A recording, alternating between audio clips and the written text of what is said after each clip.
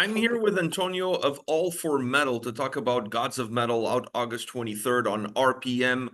It's a pleasure to see you and to talk to you after checking out so many of your music videos on our channel. So thank you for taking the time. Thanks for the invitation. I'm really pleased to receive this invitation. As I was telling you before, I'm following you on YouTube, and I'm really happy to be here and talk a little bit about our new release. Yeah, so let's do that. But before we talk about the new release, because I've never talked to you about even the debut record, so let me ask you this. How did this group of misfits come together, this All for Metal people? So back in 2021, so basically in full Corona time, me and Tetsa, we just hooked up on Instagram because he's a fitness influencer and I'm a fitness addicted also, let's say like this. So then we exchanged some ideas, and we just noticed that we had a common and mutual vision of metal, and we sat there and we were like, oh bro, why we don't just put a project all together? Just why don't we make a band based on our dualities, on our two different voices and images that we have? Then since he has a band called Azenblut, he was able to hook us up with the CEO of AFM Records back then in 2021. So we just exposed our idea. And this guy, Jochen Richard, was really, really happy and enthusiastic about what awful metal could have been. And then we started brainstorming, and the band was based just on me and him at first. And then once we were doing the first songs and the first releases and shooted the first videos, we decided to have two girls at the guitars, and then came along also two show girls because it was clear for us that our mission was to give a spectacular show on stage. All for Metal is way more a live show than what you actually see on music videos and on social medias. The reactions that we get online, they are not comparable to what we receive live, and the energy that we get back from the audience, because we offer to our fans and the people that are just watching us for the first time, because we are still a newcomer band. So basically, every time that we play a festival or a show, 80% of the people don't know us. So we always gain 80% the 80% of the audience that didn't know us. We just gained them, and now enjoying All for Metal army. So this is how All for Metal was born, with the idea of giving a show to the audience, and so far we achieved on doing this. And then you achieved that. You released a new record to follow up from the debut album. When it came time to put this new record together, what was the concept that you had in mind for what this album should be like? After we finished to record Legends, our debut album, we were at the crossroad. So we could have decided, okay, we just do Legends 2.0, or we just take the image that we have and we go through a journey. And this journey, we understood that this journey should have happened not just with the image of the band, so just changing costume, but also musically, because All for Metal uh, is a band that is based on this Conan the Barbarian fantasy world. Me and Tatsa, we are really nerdy, so we used to play a lot, and still play a lot of fantasy games like Dungeons and Dragon.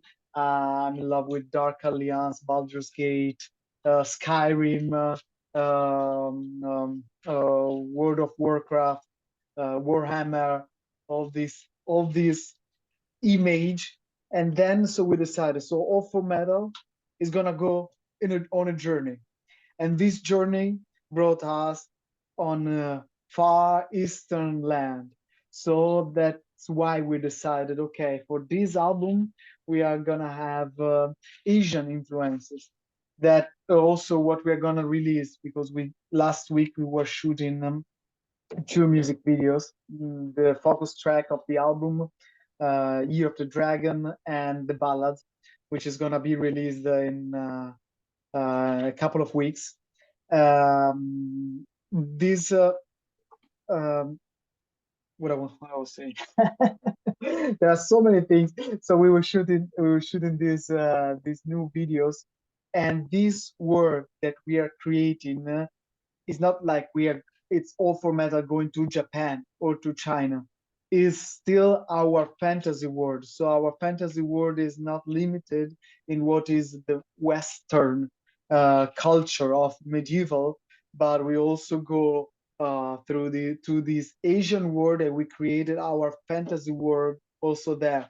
Also our armors on stage. No one would go on a battle with our armor because we are basically naked. You would die in just 5 seconds on the battlefield. And same thing is what is going to happen on our costumes and on our images for the next music videos. Let me tell you this. I reviewed the debut album, and I've listened to this album. I'm going to do a review on it as well. The first thing that I noticed from one record to the other is that this album feels way more complete.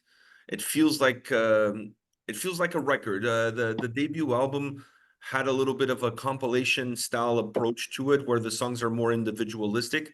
This one, from the intro, I love the intro, by the way. I love the way the intro sets the story, sets the mood. Then you have the outro at the end that leaves things a little bit open, like this is not the end, there will be more. That cliffhanger at the end, I think it's really important. So I love this setup. I think you guys mature tremendously from one record to the other, and this album really shows that maturity, like that pushing the band to the next level. So Rome, as we say in Italy, Rome wasn't built in just one day. That is I true. mean, I'm Italian. I live in Germany since almost 10 years now. I'm basically German now. But this is the thing. When you start something, then you have also to understand, okay, what we want to do, what we're who would we like to be, what is our goal, what are our strength points and our weaknesses. After our first album, everything was clearer, so it was also way easier to make the second record down. It took us just 6 months to get the second record done, and instead the first album took us almost 18 months. So this showed us that uh, we were still in such a brainstorming, which this doesn't mean that we are done with creating stuff and be like go through a journey, because all format is always going to be a journey through to somewhere. We already know where we want to be in the third album, so we're really working on it. And so now for us is way clearer what we want to be and what we want to do and what is all for metal, and that's why everything looks a little bit tighter and better, just better. And I gotta ask you this, because I think it's on this album, Gods of Metal. You could look at it from you guys being the gods of metal in the universe in which you're in. But I want to take this question in a different approach, which is for you as an artist, who are your gods of metal? Dio. That has to be. I uh, mean, being Italian and all. Dio, Johnny Ram's Dio. If you don't say Uh, Dio, you're gonna lose your citizenship. yes, exactly. Because you know that Dio in Italian means God. So that's why there was a joke.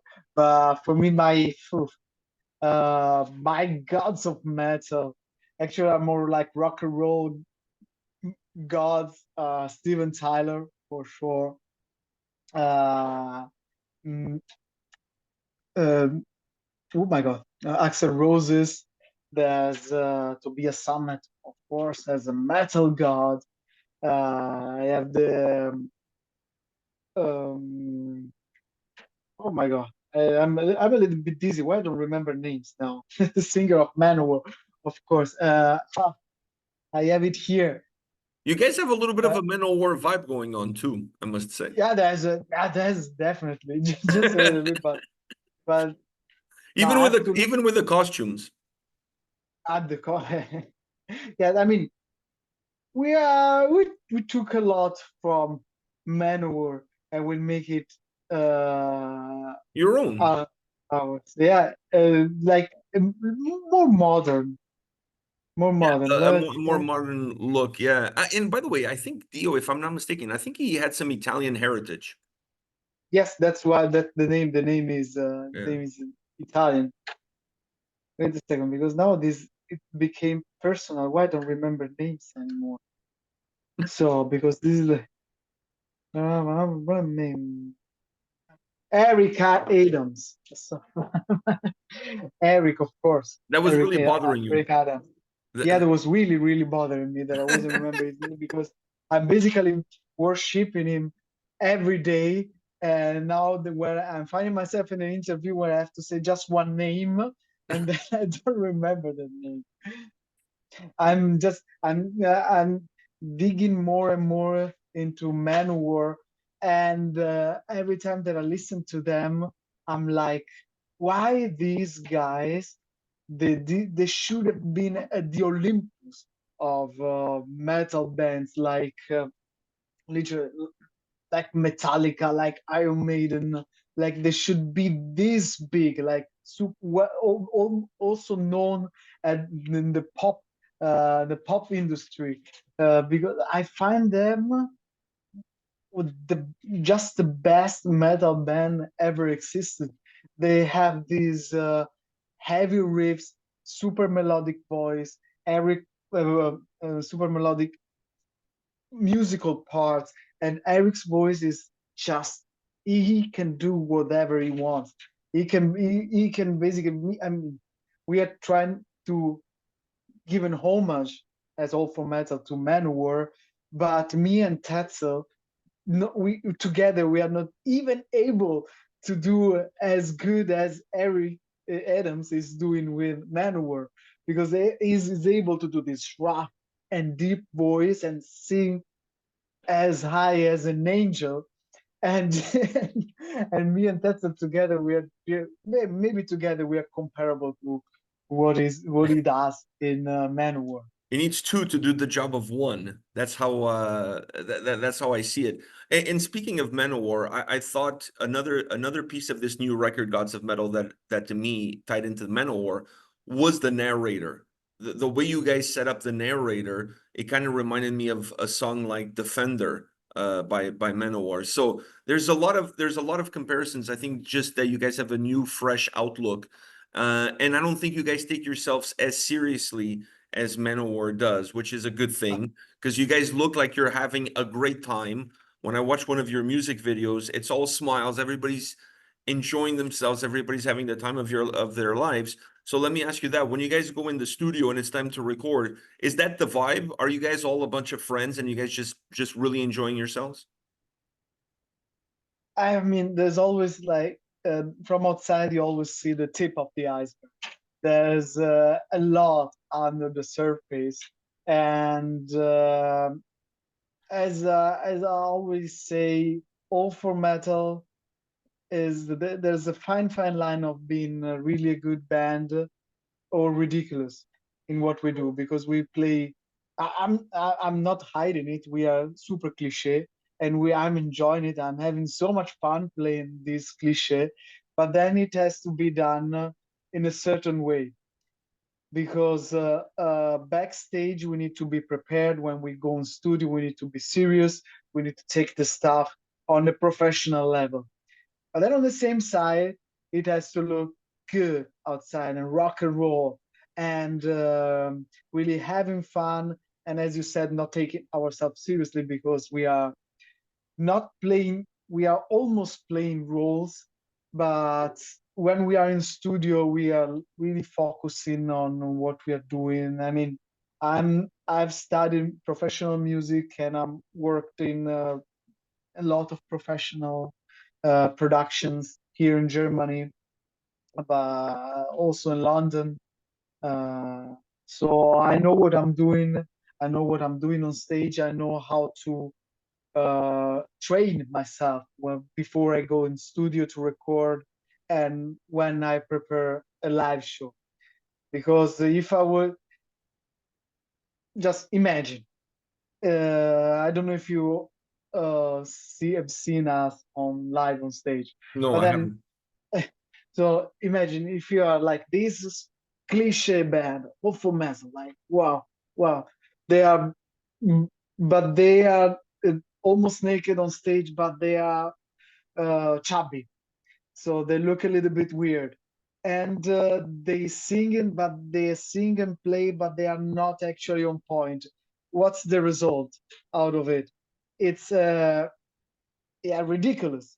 But then, okay, they are cliche, but then fuck me, they are really shaped, they're really ripped. There's actually some work under over these bodies. And then, oh my God, Antonio can really sing that high. It's not just the recordings. And then the guitars player, they can really shred these guitars.